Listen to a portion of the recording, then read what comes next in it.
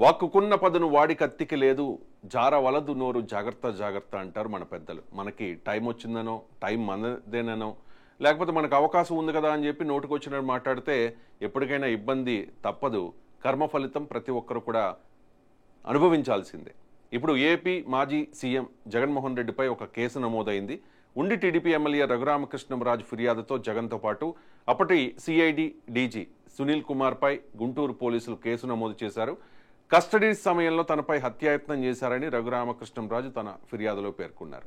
Rubber belt, లాఠీలతో కొట్టారని ఫిర్యాదులో రఘురామ పేర్కొన్నారు. అప్పటి సీఎం జగన్ ఒత్తిడితోనే తనను సునీల్ కుమార్ చిత్రహింసలు పెట్టారని ఫిర్యాదులో పేర్కొన్నారు రఘురామకృష్ణంరాజు.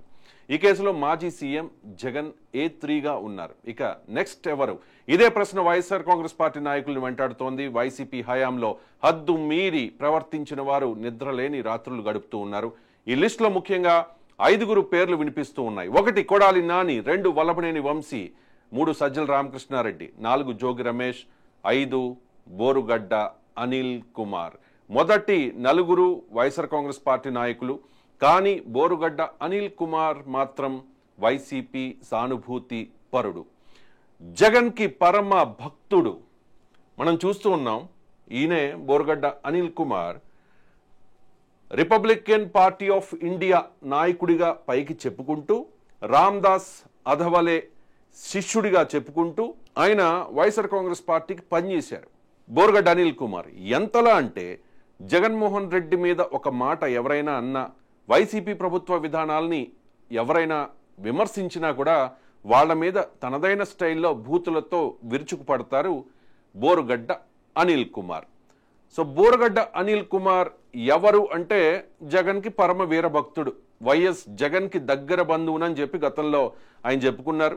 ఇందుకే బోరుగడ్డ అనిల్ కుమార్ చరిత్ర ఏంటి అనేది ఆరా తీస్తే కొంతమంది చెప్తూ ఉన్నారు. ఇది బ్యాక్గ్రౌండ్ ఏంటి అంటే పరమ వరస్ట్ బ్యాక్గ్రౌండ్ అట. కొంతమంది అనుకుంటూ ఉన్నమాట, కొంతమంది కాదు, జనసేన నాయకులు, బోరుగడ్డ అనిల్ వల్ల ఇబ్బంది పడ్డవాళ్ళు, టీడీపీలో కొంతమంది నాయకులు చెప్తూ ఉన్నారు. ఆయన బ్యాక్గ్రౌండ్ పైరువీలు చేసుకోవడం, బ్లాక్మెయిల్ చేయడం వృత్తి ప్రవృత్తి. ఆయన బోరుగడ్డ అనిల్ ఒక ఐఏఎస్ అధికారిని అని చెప్పుకుంటూ గతంలో ఒక సెటిల్మెంట్ చేశారట, భారీగా డబ్బులు కూడా వసూలు చేశారట. ఈ కేసులో అనంతపురం పోలీసులు లోపలేసి కుమ్మేశారని కూడా విశ్వసనీయ సమాచారం. ఆ తర్వాత కాలంలో జగన్కి భక్తుడిగా మారిపోయారు. వైఎస్ఆర్ కాంగ్రెస్ పార్టీని విమర్శించిన ఏ ఒక్కరిని కూడా వదలకుండా అమ్మన బుత్తులు తిట్టేసి పాపులర్ అయిపోయారు. అంటే పాపులర్ అవ్వాలి అంటే ఒక ఫేమస్ పర్సన్ని ఏదో కాంట్రవర్సీలోకి లాగాలి. ఏదో కాంట్రవర్సీలోకి లాగి వాళ్ళని విమర్శించడం ద్వారా జనాలు, వ్యూవర్స్ ఎక్కువ మంది చూస్తే ఆ రకంగా పాపులారిటీ సంపాదించవచ్చు అని చెప్పి. బోరుగడ్డ అనిల్ అనే వ్యక్తి వాస్తవానికి జగన్మోహన్ రెడ్డి ముఖ్యమంత్రి కాకముందు ఎవ్వరికీ తెలియదు. ఆయన చరిత్ర ఇప్పుడే చెప్పాను కదా, బ్లాక్మెయిల్ చేయడము, లేకపోతే సెటిల్మెంట్లు చేయడము, ఇవన్నీ కూడా ఆయన వృత్తి ప్రవృత్తి అట. అంతకుమించి అనంతపురం జిల్లాలో ఒకసారి ఆయన దొరికిపోయారట, పోలీసులు లోపలేసి కుమ్మేశారట. ఐఏఎస్ అధికారిని అని చెప్పుకుని భారీగా డబ్బులు వసూలు చేయడానికి ప్రయత్నం చేస్తే ఇంకా కూడా జగన్మోహన్ రెడ్డికి ఆయన దగ్గర బంధువుని అని చెప్పుకుంటారు. మరి జగన్మోహన్ రెడ్డి ఏమో రెడ్డి గారు, ఈయనేమో వేరే, మరి ఎలా బంధువు అవుతారు? అది కూడా ఇక్కడ ఆలోచించాలి కదా. పైగా ఇప్పుడు ఆయన అరెస్ట్ అవుతారు అని చెప్పి ప్రచారం జరుగుతున్నప్పుడు పోలీసులు ఆల్రెడీ సెర్చ్ చేస్తూ ఉన్నారట. ఎందుకంటే గతంలో ఒకసారి జనసేన నాయకుల మీద పరుష పదజాలంతో విరుచుకుపడినప్పుడు, పవన్ కళ్యాణ్ కూతురు మీద అసభ్య పదజాలంతో బూతులు మాట్లాడినప్పుడు జనసేన నాయకులు కొంతమంది కంప్లైంట్ ఇచ్చారు. సో ఆ కేసు ఇంకా అలాగే ఉంది. జగన్మోహన్ రెడ్డి ప్రభుత్వంలో ఆ కేసు సుప్త చేతనావస్థలో ఉంటే ఇప్పుడు ప్రభుత్వం మారింది కదా, పాపం పండే సమయం దగ్గర పడింది. సో అది మళ్ళీ రీఓపెన్ చేయించారు. ఆయన ఫోన్ నెంబర్స్ కోసం వాళ్ళు విశ్వ ప్రయత్నం చేశారు. ఎట్టకేలకు ఎక్కడో ట్రాక్ చేశారట. 1-2 రోజుల్లో ఆయన పట్టుకోవచ్చు అన్నది మనకున్న సమాచారం. ఇక ఒక పాపులర్ పర్సన్ని విమర్శలు చేసి తద్వారా ఆయన పాపులారిటీ సంపాదించడం అనేది కూడా కొంతమంది వాడుకునే చీప్ ట్రిక్. ఆ చీప్ ట్రిక్ వాడుకోవడంలో బోరుగడ్డ అనిల్ స్టైలే వేరు.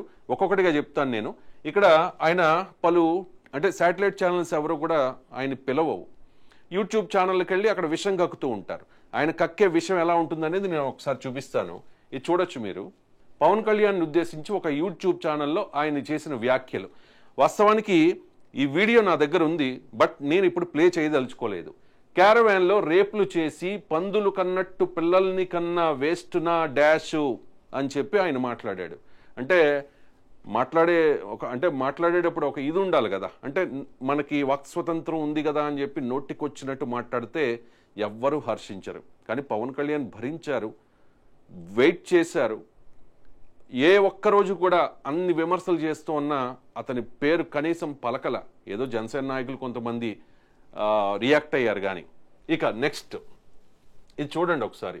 జగన్ గారు టైం ఇస్తే వాడిని లేపేస్తా, ఇప్పటి వరకు ఎంతమందిని లేపేశారు. ఇది కూడా ఒక యూట్యూబ్ ఛానల్లో ఇచ్చింది. ఆయన ఒకసారి ఒక స్టేట్మెంట్ ఇచ్చారు.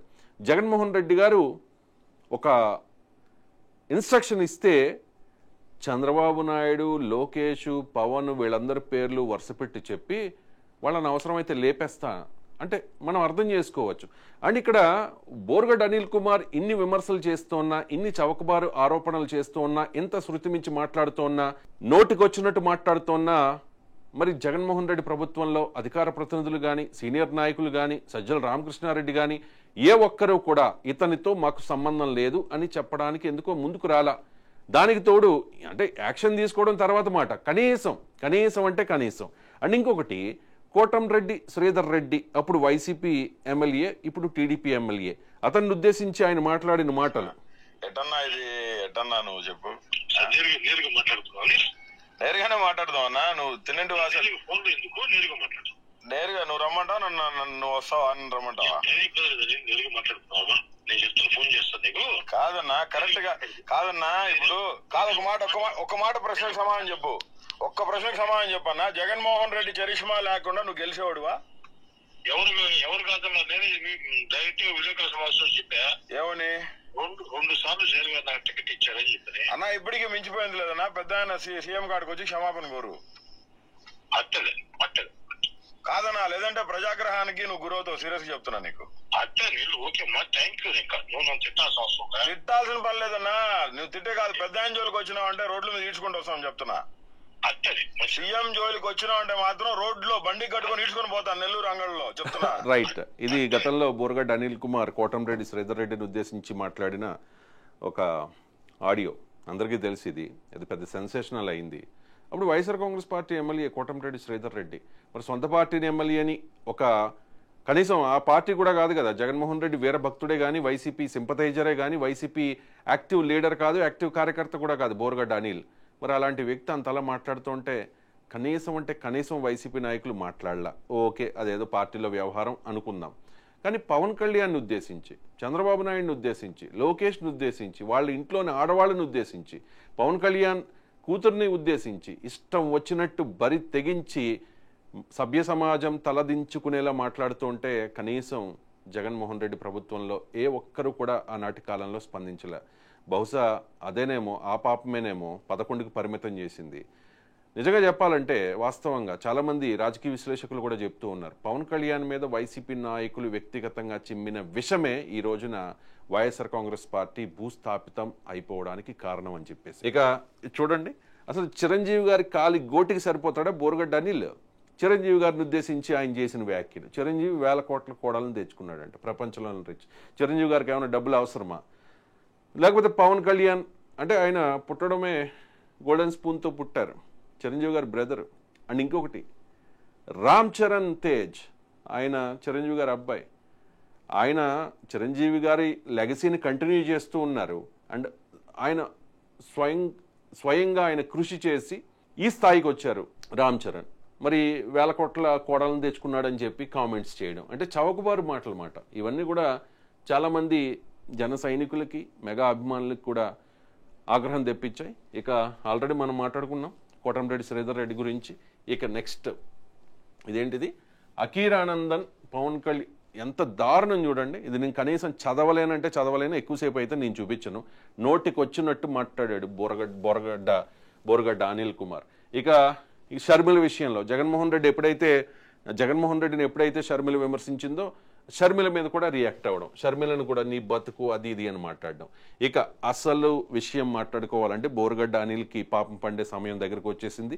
ఆయన చంద్రబాబు నాయుడిని, లోకేష్ని కోటంరెడ్డి శ్రీధర్ రెడ్డిని, పవన్ కళ్యాణ్ని ఇలా ఇష్టం వచ్చినట్టు వాళ్ళ ఇంట్లోని వాళ్ళను కూడా ఇబ్బంది పెట్టే రకంగా చాలా దరిద్రంగా చెప్పుకునే విధంగా, అంటే కనీసం మనం ఇప్పుడు మాట్లాడుకోలేని విధంగా ఆయన ఆరోపణలు చేశారు. కాబట్టి ఆయన పాపం పండింది.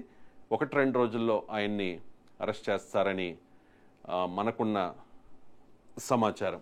ఇక చాలా చౌకబారు వ్యాఖ్యలు చేశారు. అండ్ ఇక అరెస్ట్ చేస్తారు అన్నటప్పటికీ పవన్ కళ్యాణ్ 100% స్ట్రైక్ రేట్తో కూటమి విజయంలో ఘన విజయం సాధించిన తర్వాత 11కే వైఎస్ఆర్ కాంగ్రెస్ పార్టీ పరిమితమైన తర్వాత ఇక భయం బయటకు వచ్చేసింది బోరుగడ్డ అనిల్ కుమార్లో. చాలా ఛానల్స్కి ఫోన్ చేసి నేను పవన్ కళ్యాణ్ గారికి అభినందనలు తెలుపుతాను అది ఇది అని చెప్పే ప్రయత్నం చేసినా కూడా చాలా ఛానల్స్ రిజెక్ట్ చేసిన పరిస్థితి. నీలాంటి వాడిని అంటుకుంటే ఆ బురద మాకు అంటుతుంది అని చెప్పేసి. సో ఇప్పుడు ఏమని చెప్తూ ఉన్నారంటే, జగన్మోహన్ రెడ్డి గారికి నేను బంధువును అని చెప్పుకుని తిరిగిన బోరుగడ్డ అనిల్ కుమార్ ఇప్పుడు కొత్తగా మాట్లాడుతూ ఉన్నారు. ఆ పాయింట్ ఏంటో చెప్తాను. నేను ఎస్సీని, నాకు రాజ్యాంగం వాక్ స్వతంత్రాన్ని ఇచ్చింది, నన్ను టచ్ చేస్తే ఊరుకోను అని చెప్పి ఆయన ఇప్పుడు మాట్లాడుతూ ఉన్న పరిస్థితి. సో అది పరిస్థితి. సమయం ఉంది, అవకాశం ఉంది కదా, మందే టైం కదా అని చెప్పి నోటికొచ్చినట్లు మాట్లాడితే ఎవరైనా మూల్యం చెల్లించుకోక తప్పదు. ఎవరైనా సరే నోరు అదుపులో పెట్టుకోవాల్సిందే. చట్టం తన పని తాను చేసుకెళ్తుంది. వాస్తవంగా బోరుగడ్డ అనిల్ కుమార్ని శిక్షించాలి అంటే, కక్ష సాధించాలి అంటే బోరుగడ్డ అనిల్ మీద ఒక్కరోజు సమయం కూడా పట్టదు పవన్ కళ్యాణ్కి. అందరికంటే ఎక్కువ ఇబ్బంది పడింది బోరుగడ్డ అనిల్ వల్ల పవన్ కళ్యాణ్ అండ్ జనసేన పార్టీ, జన సైనికులు, వీర మహిళలను ఉద్దేశించి చాలా నీచమైన బంధాలని అంటగట్టాడు ఈ బోరుగడ్డ అనిల్ కుమార్ పవన్ కళ్యాణ్ ఉద్దేశించి. సో పాపం పండింది, సమయం రానే వచ్చింది. ఇప్పుడు బోరుగడ్డ అనిల్ కోసం పోలీసులు వెతుకుతూ ఉన్నారు. మరి ఎలా అతని మీద యాక్షన్ తీసుకుంటారు, చట్టపరంగా తీసుకుంటామని చెప్తూ ఉన్నారు. కాబట్టి ఎలా యాక్షన్ తీసుకుంటారనేది వేచి చూడాల్సిన